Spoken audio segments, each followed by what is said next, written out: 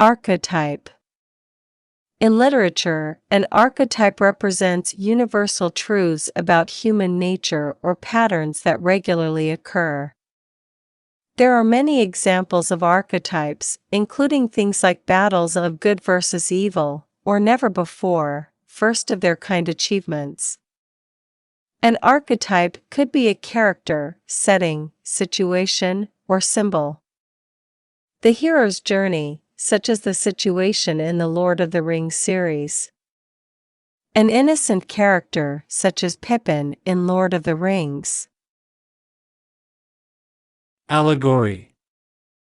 Do you like hidden meanings in stories?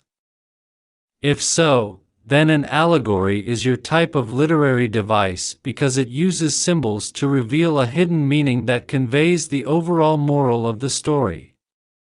Many literary works contain allegories. The Hunger Games is an allegory for reality TV and how it numbs us to horrors and suffering. The Lion, the Witch, and the Wardrobe has a basic religious allegory of good versus evil or God versus Satan. Alliteration.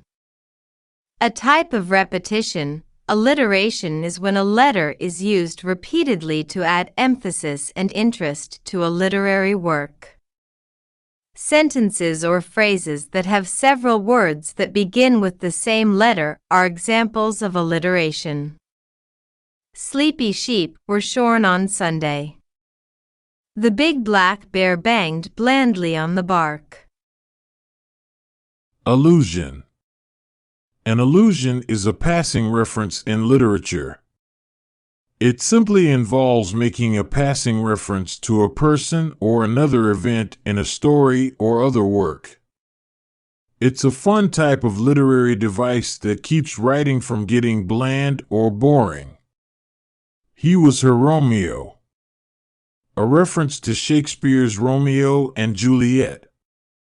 It was like I walked into the Garden of Eden. Biblical allusion. Flashback. You have flashbacks in life. For example, the smell of baking cookies takes you back to a time you spent with your grandmother. Flashbacks in literature are the same. These are story elements giving you insight into a previous moment or experience. Standing on the edge of the cliff, she was suddenly transported back to the time when she was 2. She remembered the feeling of her heart pounding as she looked down at the ground, seconds before falling.